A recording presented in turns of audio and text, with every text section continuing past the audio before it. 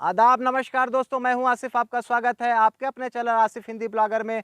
आज आपको हम एक ऐसे ऐतिहासिक स्थान पर लेके आए हैं जिसका भारतीय इतिहास में बहुत महत्व है। हमारे पीछे जो इमारत दिख रही है, इस इमारत की पीछे एक दास्तान है। इस इमारत की वीरता की एक कहानी है।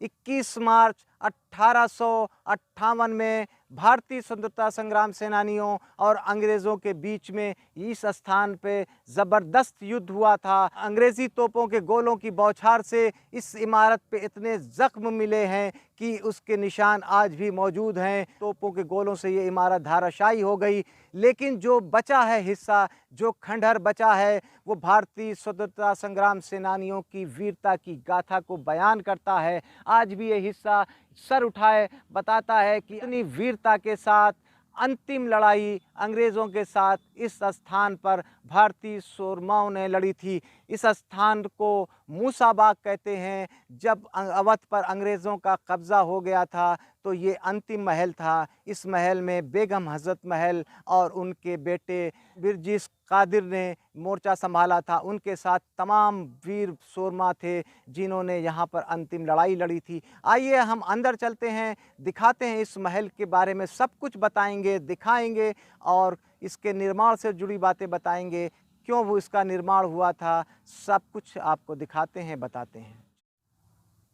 इस महल का निर्माण 1775 में नवाब आसिफुद्दौला ने करवाया था और इसके निर्माण को नवाब सादत अली खान ने 1797 में पूरा कराया था। 284 एकड़ में फैला ये विशालकाय महल किसी समय बेहद खूबसूरत हुआ करता था। इस महल का निर्माण कराने का मकसद जो नवाबों का था कि वो अपने विदेशी मेहमानों के साथ यहाँ पर आके उनका मनोरंजन कर सकें। आपको हम अंदर वो प्रांगण दिखाएंगे जहाँ पर नवाब जंगली जानवरों की लड़ाई कराते थे अपने विदेशी मेहमानों के मनोरंजन के लिए। इसको नवाब अपनी ऐशगाह के लिए, अपने मनोरंजन के लिए इस्तेमाल करते थे। इसमें शानदार लखौरी ईंटों का इस्तेमाल किया गया है और इस इमारत को खूबसूरत बनाने के लिए चूने का इस्तेमाल किया गया है। चूने में लाल रंग का इस्तेमाल करके इस इमारत को और भी खूबसूरत बनाने की कोशिश किया था उस समय।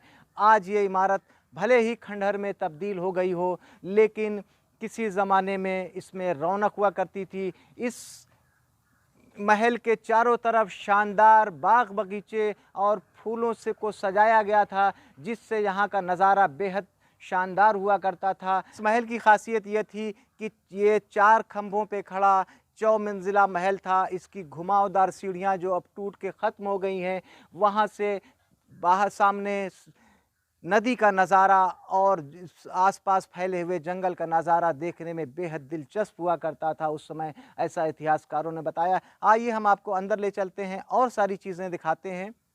हम मूसाबाग महल के मेन प्रांगण में आ गए हैं। यहाँ पर ये किसी समय में इसका आंगन हुआ करता था। ऊपर ये जो बुर्जियाँ दिख रही हैं, चारों तरफ बुर्जियाँ होती थीं।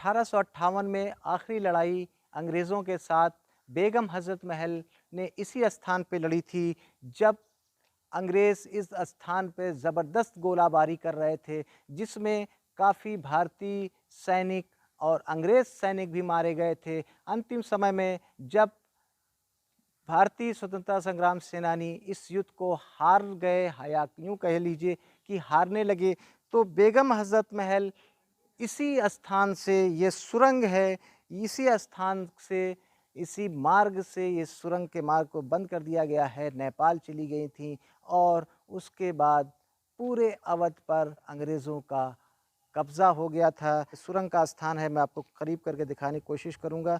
इसी स्थान से वो गई थीं, जो अब रास्ता इसमें बंद कर दिया गया है। ये वो सुरंग है, हम कोशिश करेंगे आपको पूरा दिखाने की।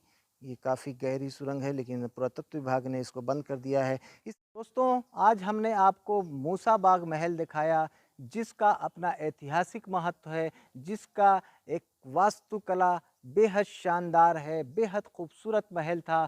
लेकिन दुर्भाग्य से यहाँ पर भयंकर लड़ाई होने की वजह से ये महल अब ध्वस्त हो गया है, जिसकी छत नहीं बची है, दीवारें बची हैं, उनको हमने आपको दिखाया, उसके निर्माण से जुड़ी सभी बातें बताया। तो अगर आपको हमारा ये वीडियो पसंद आया है तो प्लीज़ हमारे चैनल को लाइक कीजिएगा, सब्सक्राइब कीजिएगा और दोस्तों देखते रहिए अपना मनपसंद चैनल आसिफ हिंदी ब्लॉगर। हम आपके लिए इसी तरह के स्थान ढूंढ कर लाते हैं जिनका अपना ऐतिहासिक महत्व होता है, उनके तथ्यों तक आपको ले जाते हैं, उसके निर्माण से जुड़ी बातें बताते हैं। इजाज़त दीजिए, फिर मिलते हैं किसी नई जगह पर। जय हिंद, जय भारत।